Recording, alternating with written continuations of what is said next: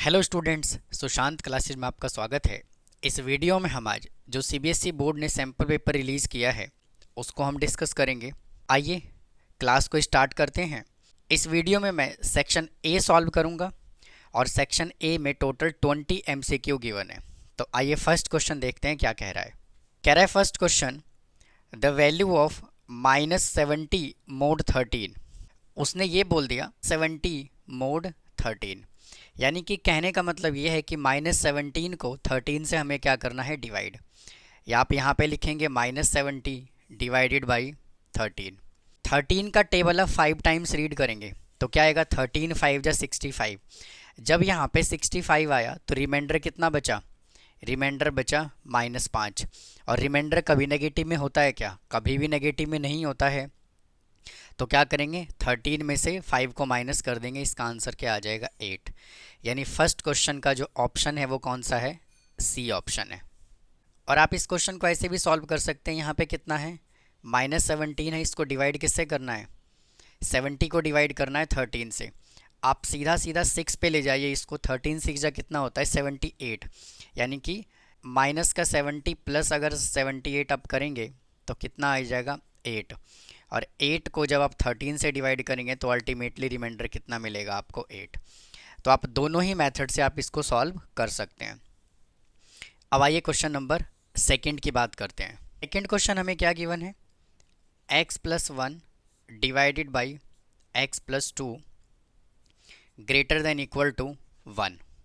इस 1 को इधर लेकर के आइए तो x+1 डिवाइडेड बाई x+2, इस 1 को इधर लेकर के आएंगे, माइनस का हो जाएगा, ग्रेटर देन इक्वल टू 0। यहाँ से x+2 ले लेंगे एलसीएम, तो यहाँ पे क्या आया, x+1 minus x-2 greater than equal to 0।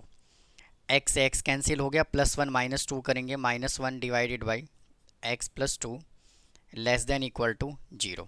अब यहाँ से आपको क्रॉस मल्टीप्लाई नहीं करना। अगर आप इसको क्रॉस मल्टीप्लाई कर देंगे तो क्या हो जाएगा, यहाँ से ये वैल्यू 0 हो जाएगा।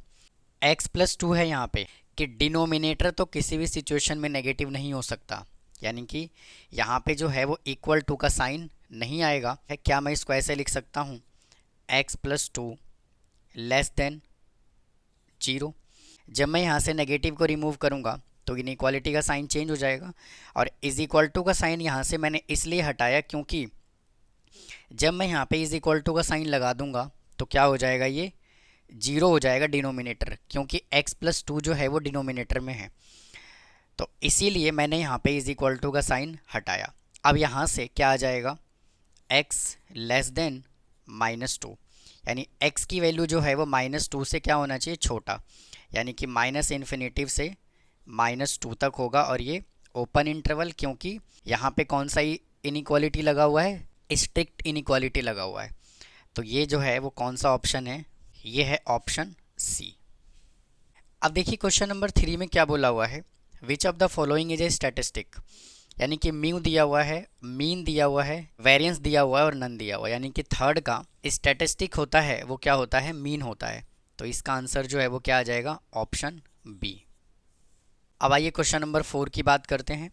देखिए फोर्थ क्वेश्चन में, in one sample t test the estimation for the population mean. यानी कि हमें इसमें से पॉपुलेशन मीन को एस्टिमेट करने का डायरेक्ट फार्मूला हमें बताना है। फोर्थ का डायरेक्ट ऑप्शन क्या आ जाएगा, ए आ जाएगा। अब आइए क्वेश्चन नंबर 5 की बात करते हैं। क्वेश्चन नंबर 5 देखिए क्या कह रहा है, a man can row 6 kilometre per hour in still water. यानी कि जो 6 आपको दिया हुआ है, ये क्या दिया हुआ है, x दिया हुआ है। और क्या कह रहा है आगे, it makes him twice as long to row up as to row down the river then the rate of the stream is. यानी कि हमें स्ट्रीम का इसमें स्पीड बताना है। तो देखिए यहाँ से t1 कितना आ जाएगा, t1 को मैं p एज्यूम कर लेता हूँ और t2 को मैं 2p एज्यूम कर लेता हूँ। यानी कि अगर वो स्ट्रीम के साथ चलता है तो वो टाइम t1 लेता है, यानी कि p टाइम लेता है। और अगर वो स्ट्रीम के अगेंस्ट चलता है तो टाइम कितना लेता है, 2p लेता है। तो इसका हमारे पास डायरेक्ट फार्मूला क्या होता है, x/y is equal to t2 plus t1 divided by t2 minus t1। x कितना गिवन है, 6, y हमें कैलकुलेट करना है, t2 है 2p प्लस और t1 कितना है, p divided by 2p minus p।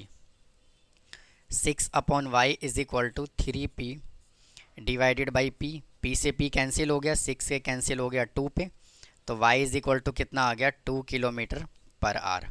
और ये ऑप्शन कौन सा है? ये है ऑप्शन ए। क्वेश्चन नंबर 6 में देखिए क्या कह रहा है, if random variable x represent the number of head, यानी कि इसमें x जो है वो क्या रिप्रेजेंट कर रहा है? Number of head. ये क्वेश्चन नंबर 6 है। और क्या कह रहा है आगे, when a coin is toss twice then mathematical expectation, यानी कि एक कॉइन को उसने 2 बार टॉस किया तो n कितना आ जाएगा 2, और हमें क्या बताना है? मैथमेटिकल एक्सपेक्टेशन यानी कि मीन। तो एक्सपेक्टेशन ऑफ x का फॉर्मूला क्या होता है? n into P. n यहाँ पे 2 गिवन है और p यहाँ से हम डायरेक्ट कैलकुलेट कर सकते हैं। अगर हम हेड की बात करें तो कॉइन में हेड का प्रोबेबिलिटी क्या होगा? 1/2, यानी कि सक्सेस क्या होता है? 1/2। तो यहाँ पे हम 1/2 से मल्टीप्लाई कर देंगे, 2 से 2 कैंसिल हो गया, इसका आंसर आ गया 1। ये ऑप्शन है डी। अब आइए क्वेश्चन नंबर 7 की बात करते हैं। कह रहा है कि the least non negative remainder 3 raised to power 50 divided by 7। यहाँ पे क्वेश्चन क्या गिवन है? 3 raised to power 50 divided by 7 की बात कर रहा है वो। तो अब इसको कैसे सॉल्व करेंगे? आप क्या करेंगे, यहाँ पे 3 को एक ऐसे पावर में बना करके लिखेंगे जो या तो 1 बन जाए या तो फिर -1 बन जाए। तो अगर मैं इसका फैक्टर ऐसे बना लूँ तो कोई डाउट है क्या? 3 raised to power 16 इंटू 3 का स्क्वायर। मैंने क्या किया, 3 raised to power 3 यानी कि 27 27 बन जाएगा ये, और 3 को 16 से मल्टीप्लाई करेंगे तो कितना आ जाएगा? 48, और 2 पावर यहाँ पे हो गया तो ये 50 हो गया। इसको किससे डिवाइड करना है? 7 से।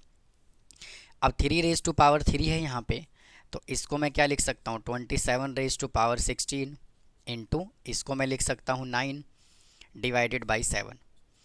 अब देखिए 27 को 7 से डिवाइड करेंगे तो किस पे चला जाएगा? ये 4 पे चला जाएगा। कितना आएगा? 28, यानी कि 27 में से जब 28 को माइनस करेंगे तो कितना आएगा? -1, यानी कि -1 raised to power 16 into 9 divided by 7। और -1 पे पावर 16 है तो ये तो क्या आ जाएगा? Positive, into 9 divide by 7। और जब आप 9 को 7 से डिवाइड करेंगे तो इसका रिमाइंडर कितना आ जाएगा? 2। तो ये कौन सा ऑप्शन है? ये ऑप्शन नंबर सी है। क्वेश्चन नंबर 8 में क्या बोला हुआ है? कह रहा है कि if the cash equivalent of A perpetuity of ₹3000 payable at the end of each quarter. ये क्वेश्चन नंबर 8 है। इसमें उसने हमें आर कितना दे दिया? 300 दे दिया। Payable at the end of each quarter 24,000, और टोटल जो परपेचुटी है वो कितना दे दिया उसने? 24,000। Then the rate of interest compounded quarterly, और हमें यहाँ से रेट ऑफ इंटरेस्ट बताना है। तो परपेचुटी का यहाँ पे फॉर्मूला क्या होता है? R/I। तो यहाँ से R हमें कैलकुलेट करना है, तो R इज इक्वल टू क्या आ जाएगा? I/100। और उसने क्या बोला है? क्वार्टरली बोला है, तो इसको मैं क्या करूँगा? 4 से कर दूँगा मल्टीप्लाई। तो यहाँ पे क्या आ जाएगा? I divided by 400। तो 24,000 is equal to 300 divided by I divide by 400। तो 24,000 is equal to 300 into 400 divided by I। इधर से क्रॉस मल्टीप्लाई करेंगे, 24,000 into I is equal to 120000। तो I इज इक्वल टू यहाँ से क्या आ जाएगा? 123 और ये 40 डिवाइडेड बाई 24,000। इसको जब आप सॉल्व करेंगे तो कितना आएगा? 5% आएगा। ये ऑप्शन है ए। अब आइए क्वेश्चन नंबर 9 की बात करते हैं। उसने देखिए हमें इंटीग्रेशन का एक क्वेश्चन गिवन दे दिया। क्या गिवन है? log x divided by x into dx। तो इसमें हम क्या करेंगे? सब्स्टिट्यूशन मेथड अप्लाई करेंगे। log x को मैं t एज्यूम कर लेता हूँ। log x को मैंने t एज्यूम कर लिया।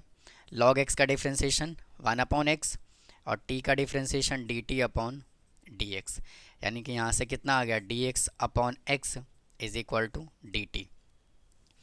तो dx/x की जगह पर मैं क्या लिख सकता हूँ? dt। तो यहाँ से आ गया dt, और log x को हमने t लिया था तो ये आ गया t। और t का इंटीग्रेशन करेंगे तो टी स्क्वायर बाई 2 प्लस सी, और t हमने किसको एज्यूम किया था, log x का स्क्वायर डिवाइडेड बाई 2 प्लस सी। और ये कौन सा ऑप्शन है, ये ऑप्शन है बी। तो उम्मीद है स्टूडेंट आपको ये सैम्पल पेपर के क्वेश्चन समझ आ रहे होंगे। अगर आपको कोई डाउट है तो प्लीज़ कमेंट बॉक्स में कमेंट करें और वीडियो को लाइक ज़रूर करें ताकि मुझे और वीडियो बनाने का मोटिवेशन मिलता रहे। Question number 10।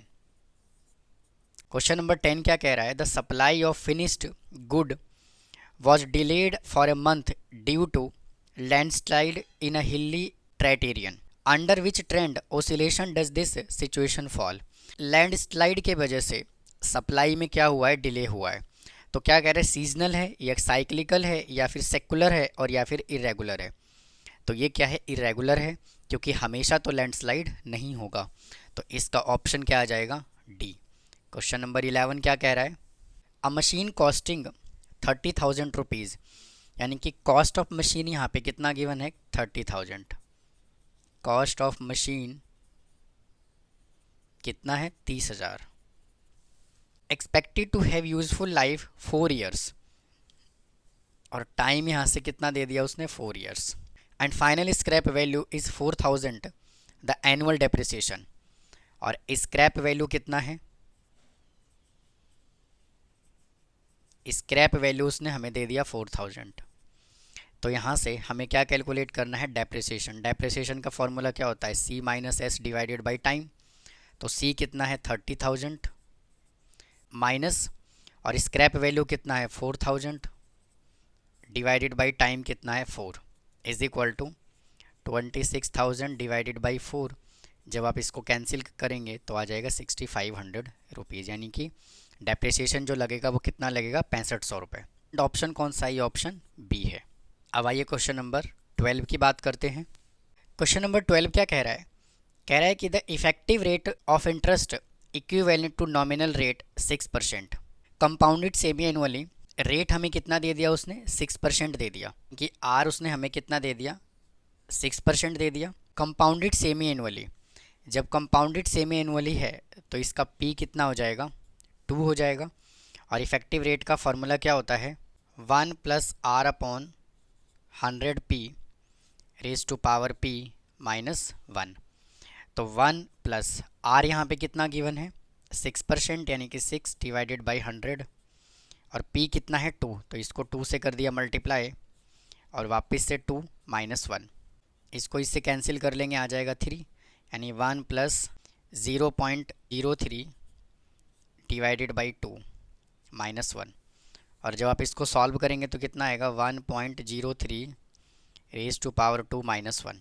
इस क्वेश्चन में इसका वैल्यू हमें गिवन नहीं है, तो ये जो है ये क्या है, छोटा कैलकुलेशन है, तो आप इसका स्क्वायर आराम से निकाल सकते हैं। अब आइए इसका स्क्वायर के मैं ट्रिक बताता हूँ आपको, क्या ट्रिक है।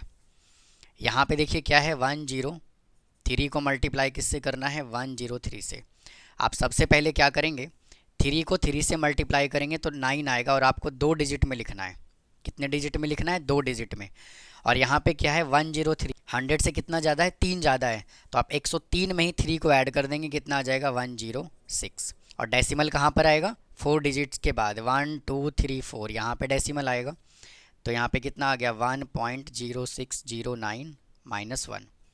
इसमें से माइनस करेंगे तो आ जाएगा 0.0609, और इसको परसेंट में चेंज करना है तो इसका आंसर कितना आ जाएगा, 6.09%। तो इसका ऑप्शन कौन सा है, ऑप्शन है सी। क्वेश्चन नंबर 13 में क्या कह रहा है, इफ़ इन्वेस्टमेंट ऑफ ₹20,000, यह है क्वेश्चन नंबर 13। उसने हमें प्रेजेंट वैल्यू कितना दे दिया, 20,000, और क्या कह रहा है आगे, the mutual fund in 2015 increase to 32,000 in 2020, और 2020 में जो ये वैल्यू है ये बढ़ के कितना हो गया, यानी कि फ्यूचर वैल्यू इसका कितना आ गया, 32,000। और क्या कह रहा है, then CAGR compounded growth rate, और हमें क्या गिवन है, 1.6 raise to power 1/5 is equal to 1.098, ये हमें पहले से गिवन है। तो फॉर्मूला देखिए, CAGR का क्या होता है, future value divided by present value raise to power 1/n minus 1। तो फ्यूचर वैल्यू यहाँ से कितना है, 32,000 और प्रेजेंट वैल्यू है 20,000 रेज टू पावर 1/5 माइनस 1। इसको जब आप कैंसिल करेंगे तो आएगा 1.6। और वैसे भी आपको इतना कैलकुलेट करने की ज़रूरत है नहीं, क्योंकि जैसे आप इसको इससे डिवाइड करेंगे तो जो वैल्यू यहाँ पे गिवन है ना वही आएगा। तो क्या आएगा यहाँ पे 1.6 रेज टू पावर 1/5 माइनस 1। और ये वैल्यू देखिए उसने हमें ये दे दिया 1.098 माइनस 1। इसको माइनस करेंगे तो आएगा 098 और ये डेसिमल, और इसको जब आप परसेंट में चेंज करेंगे तो कितना आएगा 9.8%। ये आ गया इसका आंसर। अब देखिए अगर मैं इसके शॉर्ट ट्रिक की बात करूं, मोस्टली यहाँ पे देखिए होगा क्या कि जो भी वैल्यू यहाँ पे गिवन है ना उसको क्या कीजिए 1 में से आप माइनस कर दीजिए, आप सीधा यहाँ पे पहुँच सकते हैं। 1 में से माइनस करने के बाद 0.098 आएगा, इसको परसेंट में चेंज कर दीजिए, आपका आंसर आ जाएगा। ये ऑप्शन है स्टूडेंट, बी ऑप्शन है। ये question number 14, the integrating factor of the differential equation.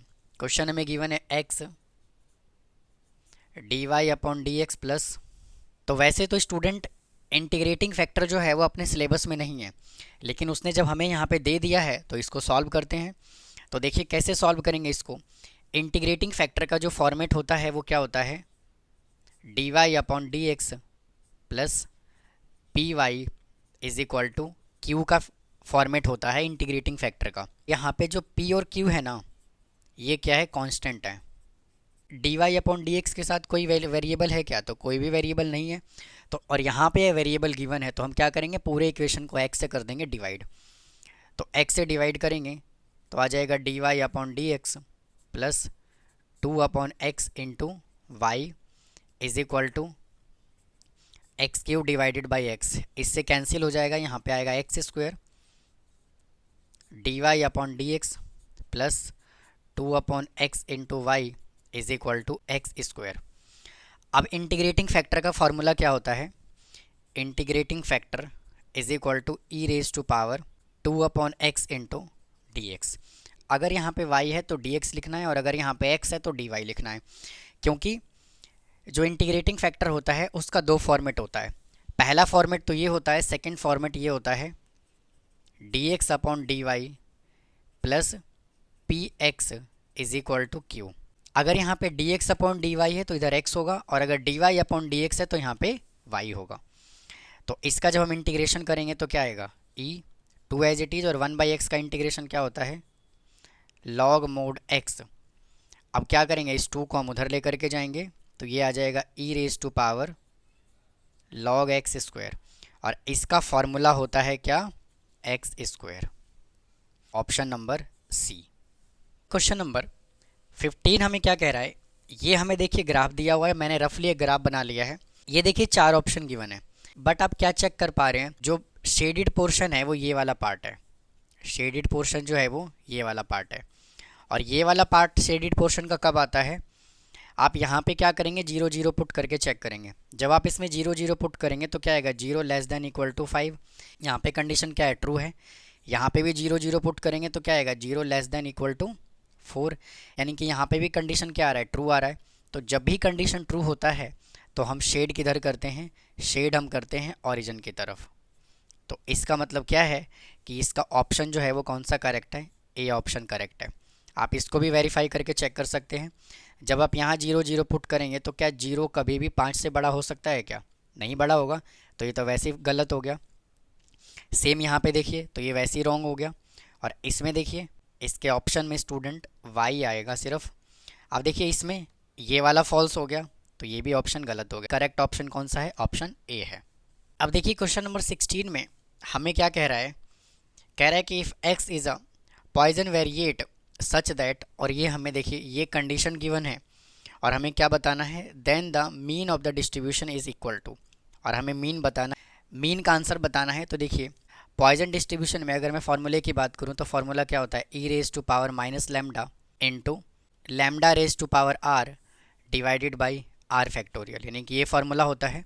तो कंडीशन यहाँ पे ये गिवन है, तो 3 into e raise to power minus lambda into lambda raise to power r कितना है 2 divided by 2 factorial is equal to 2 into e raise to power minus lambda into lambda raise to power r कितना है 1 divided by 1 factorial. तो देखिए इससे तो ये cancel हो गया और एक लैम्डा से एक लैम्डा कैंसिल हो जाएगा, यहाँ पे लैम्डा बचेगा। 3/2 into lambda is equal to 2, इसको मल्टीप्लाई कर देंगे तो लैम्डा इज इक्वल टू कितना आ गया 4/3। और ये किसके इक्वल होता है, ये मीन ही तो होता है। तो ये कौन सा ऑप्शन है ए। क्वेश्चन नंबर 17 में क्या कह रहा है, for the given 5 value 35, 70, 36, 59, 64 the 3 years moving average are given by. यानी कि ये जो क्वेश्चन हमें गिवन है वो किसका गिवन है, टाइम सीरीज का गिवन है और हमें 3 years average moving method calculate करना है। तो कैसे कैलकुलेट करते हैं, पहले इन तीनों वैल्यू को ऐड करेंगे, यहाँ पे लिखेंगे 35 plus 70 plus 36 is equal to, इन सबको ऐड कर लेंगे तो आएगा 141 divided by 3 is equal to 47। फिर क्या करेंगे, इन तीनों वैल्यू को ऐड करेंगे और यहाँ पे लिखेंगे 70 plus 36 plus 59 is equal to, इन सबको ऐड कर लेते हैं, 9 6 15, 5 कैरी आ गया 1, 5 और 3 8, 8 7 15 और 1 16 डिवाइडेड बाई 3 करेंगे तो यहाँ से कितना आ जाएगा 55। अब हम इन तीनों का एवरेज निकालेंगे, 36 plus 59 plus 64 is equal to 4 और 9 13, 13 और 6 19 कैरी आ गया 1, 6 5 11, 3 14, 1 15, 159 divided by 3 is equal to, इसको डिवाइड करेंगे तो कितना आ जाएगा 53। तो देखिए कौन सा ऑप्शन है 47, 55 और 53। तो ये स्टूडेंट ऑप्शन नंबर सी है। ये है क्वेश्चन नंबर 17। क्वेश्चन नंबर 18 की बात करते हैं। The data point of the normal variate mean कितना दिया हुआ है 12, यानी कि म्यू इसने कितना दे दिया हमें 12 और स्टैंडर्ड डेविएशन दे दिया 4 और जेड उसने हमें कितना दे दिया 5। तो जेड निकालने का फॉर्मूला क्या होता है, x minus mu divided by standard deviation. Z हमें गिवन है 5, एक्स हमें कैलकुलेट करना है माइनस, और म्यू कितना गिवन है 12 डिवाइडेड बाई 4, मल्टीप्लाई कर लेंगे 20 is equal to x minus 12, तो ये इधर आके प्लस हो जाएगा तो x इज इक्वल टू कितना आ गया 32। और ये ऑप्शन कौन सा है, ये ऑप्शन है डी। अब आइए क्वेश्चन नंबर 19 पे चलते हैं। और क्वेश्चन नंबर 19 और 20 जो है वो असर्शन और रीजन का क्वेश्चन गिवन है। तो यानी कि इसका मतलब क्या होता है कि अगर बोथ आई एंड आर, अगर असर्शन और रीजन अगर दोनों ठीक है तो इसका मतलब क्या है कि ऑप्शन ए आएगा। Both A and R true, यानी कि असर्शन और रीजन अगर दोनों ट्रू है but R is not correct explanation of A, reason जो है वो करेक्ट ए का एक्सप्लेनेशन नहीं है, तो ऑप्शन बी होगा। ए इज़ ट्रू बट और आर इज़ फॉल्स, अगर ए सही है अगर आर फॉल्स है तो ऑप्शन सी आएगा, और अगर ए फॉल्स बट आर ट्रू तो ऑप्शन जो है वो डी आएगा। तो देखिए ये क्वेश्चन हमें गिवन है, एक्स नंबर ऑफ यूनिट्स हमें मैक्सिमम प्रॉफिट कितना गिवन है 59 गिवन है, ये हमें असर्शन गिवन है और ये हमें रीज़न गिवन है। तो आइए इसको चेक करते हैं। इक्वेशन हमें क्या गिवन है, p x is equal to, तो सबसे पहले हमें क्या करना है, इसका डेरिवेटिव करना है। 41 का डिफ्रेंसिएशन 0, 24, एक्स का डिफ्रेंसिएशन 24 माइनस 16x। अब क्या करना है, पी डैश एक्स को हमें 0 के इक्वल पुट करना है। तो 24 minus 16x is equal to 0, तो 16x इज इक्वल टू 24, तो x इज इक्वल टू कितना आ गया 24 डिवाइडेड बाई 16, इसको 8 से कैंसिल करेंगे कितना आ जाएगा 3/2, तो x कितना आ गया 3/2। अब ये चेक कर लेते हैं कि क्या ये मैक्सिमम है कि नहीं है। तो मैक्सिमम चेक करने के लिए हम क्या करते हैं, डबल डेरिवेटिव करते हैं। तो हमें इस फंक्शन का डबल डेरिवेटिव करना पड़ेगा, तो 24 का डेरिवेटिव हो जाएगा 0 और माइनस 16x का डेरिवेटिव क्या होगा -16, यानी कि p डबल डैश x जो है वो क्या है लेस देन 0 है, और जब लेस देन 0 है तो क्या होगा मैक्सिमा होगा। अब हमें क्या करना है, इसका मैक्सिमम वैल्यू भी तो निकालना है। तो मैक्सिमम वैल्यू कैसे निकालते हैं, जो हमारे पास ये क्रिटिकल पॉइंट आया है या फिर स्टेशनरी पॉइंट आया है इसको हम क्वेश्चन में पुट करते हैं। P3/2 इसको पुट करते हैं। इक्वेशन हमें गिवन है 41 प्लस 24 इंटू 3/2 माइनस 8 इंटू 3/2 का स्क्वायर, तो 41 प्लस इससे कैंसिल कर लेंगे आ जाएगा 12 3 जा 36 माइनस 8 इंटू 9/4, इसको कैंसिल कर लेंगे 2 पे चला जाएगा। 41 प्लस 36 माइनस 18, इसको ऐड करेंगे 7 और ये 7 माइनस 18, यहाँ से कितना आ गया 59। यानी कि ये देखिए मैक्सिमम भी है और मैक्सिमम प्रॉफिट 59 भी आ रहा है। तो यानी कि रिसर्शन तो बिल्कुल करेक्ट दिया हुआ है, लेकिन क्या रीज़न करेक्ट दिया हुआ है चेक करते हैं। हमें फर्स्ट डेरिवेटिव को क्या करना होता है, 0 को इक्वल पुट करना होता है, तो ये तो बिल्कुल करेक्ट है। लेकिन अगर मैं डबल डेरिवेटिव की बात करूं तो देखिए क्या दिया हुआ है, पी डबल डैश ए ग्रेटर दैन 0 दिया हुआ है, लेकिन यहाँ पे क्या आ रहा है देखिए लेस देन 0 आ रहा है। तो मैक्सिमा होने के लिए ग्रेटर देन 0 नहीं लेस देन 0 होता है। तो इसका जो असर्शन है ये वाला पार्ट क्या दिया हुआ है, रॉन्ग दिया हुआ है। तो इसका ऑप्शन क्या आ जाएगा, सी आ जाएगा। यानी कि असर्शन तो करेक्ट है बट इसका एक्सप्लेनेशन रीजन जो है वो करेक्ट नहीं है। अब आइए स्टूडेंट क्वेश्चन नंबर 20 सॉल्व करते हैं। देखिए ये हमें असर्शन गिवन है, क्या कह रहा है, the probability of the getting 6 head unbiased coin is toss 10 times. और हमें देखिए ये कंडीशन गिवन है, इसका मतलब जो होता है स्टूडेंट वो एग्जैक्ट बिल्कुल क्या होता है, एन सी आर को रिप्रेजेंट कर रहा है। यानी कि एन जो है वो 10 है, सी यहाँ पे लिखा हुआ है और आर जो है वो कितना है 6 है, इंटू 1/2 रेज टू पावर 10। जो यहाँ पे असर्शन दिया हुआ है वो इसका रीज़न करेक्ट है, ये पूछ रहा है हमसे। एन कितना गिवन है 10 और आर कितना है 6। तो हमें कैलकुलेट क्या करना है, p x is equal to 6। और इसका देखिए फार्मूला क्या होता है, ये फार्मूला होता है यानी कि n कितना है 10 c 6। और जब आप एक कॉइन को टॉस करेंगे तो सक्सेस कितना आएगा, यानी कि p कितना आएगा 1/2 और q भी कितना आएगा 1/2, यानी 1/2 raise to power 6 into 1/2 raise to power 10 minus 6, 10 c 6 और 1/2 raise to power 6 into 1/2 raise to power 4, यानी कि 10 c 6। और जब आप इन दोनों को कंबाइंड करेंगे तो क्या आएगा 1/2 रेज टू पावर 10। यानी कि ये जो क्वेश्चन हमें गिवन था ये तो बिल्कुल करेक्ट है। और क्या इसका एक्सप्लेनेशन भी करेक्ट है क्या,